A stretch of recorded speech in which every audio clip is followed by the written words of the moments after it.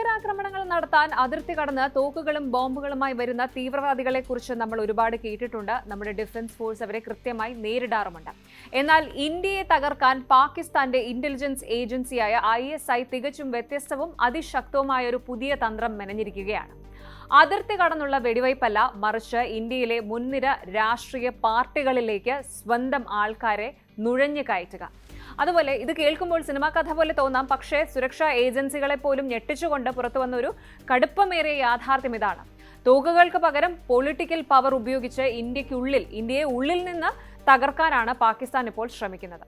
എന്താണ് ഈ പൊളിറ്റിക്കൽ ജിഹാദ് plan? ISI ഇതിലൂടെ എന്താണ് ലക്ഷ്യമിടുന്നത്? നമുക്ക് നോക്കാം. വർഷങ്ങളായിട്ട് ഇന്ത്യക്കെതിരെ പാകിസ്ഥാൻ പ്രയോഗിച്ചിരുന്ന തന്ത്രമായിരുന്നു ബ്ലീഡ് ഇന്ത്യ വിത്ത് 1000 കട്ട്സ്, അതായത് നിരന്തരമായിട്ട് തീവ്രവാദ ആക്രമണങ്ങളിലൂടെ ഇന്ത്യയെ തളർത്തുക. എന്നാൽ കശ്മീരിന്റെ പ്രത്യേക പദവി എടുത്തു കളഞ്ഞതും അതിർത്തിയിലെ കടുത്ത സുരക്ഷയും ആഗോളതലത്തിൽ പാകിസ്ഥാൻ നേരിടുന്ന സാമ്പത്തിക പ്രതിസന്ധിയും കാരണം ഈ പഴയ അടവുകൾ ഇപ്പോൾ നടക്കുന്നില്ല. ഇതോടെയാണ് ISI തങ്ങളുടെ സ്ട്രാറ്റജി മാറ്റിയത്. പുതിയ നിർദ്ദേശപ്രകാരം ഭീകരവാദികളോടും അവരുടെ സ്ലീപ്പർ സെല്ലുകളോടും ഒളിവിൽ കഴിയാനല്ല ISI ആവശ്യപ്പെടുന്നത്, മറിച്ച് ഇന്ത്യയിലെ വൻകിട രാഷ്ട്രീയ പാർട്ടികളിൽ അംഗത്വം എടുക്കാനാണ്. മുഖ്യധാര രാഷ്ട്രീയത്തിന്റെ ഭാഗമായിട്ട് മാറിക്കഴിഞ്ഞാൽ ആർക്കും പെട്ടെന്ന് സംശയം തോന്നില്ല എന്നത് തന്നെയാണ് ഇതിന് പിന്നിലെ പ്രധാന ബുദ്ധി എന്ന് പറയുന്നത്.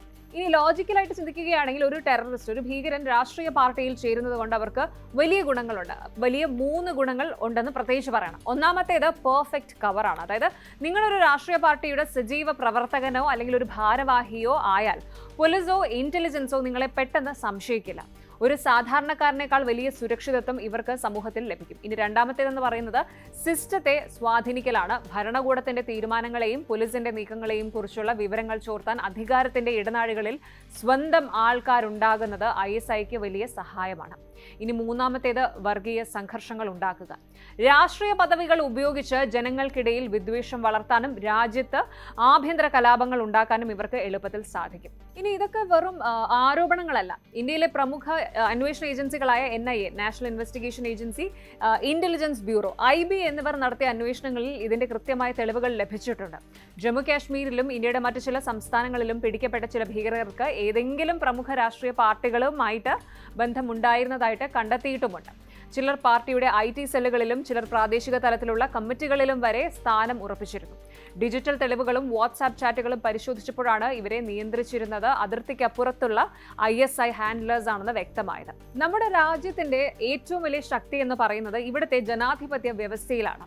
ആ ജനാധിപത്യത്തെ തന്നെ ഒരു ആയുധമാക്കുകയാണ് പാകിസ്ഥാൻ ചെയ്യുന്നത്. രാഷ്ട്രീയ പാർട്ടികൾക്ക് പലപ്പോഴും തങ്ങളുടെ അണികളുടെ പശ്ചാത്തലം കൃത്യമായി പരിശോധിക്കാൻ കഴിഞ്ഞെന്ന് വരില്ല.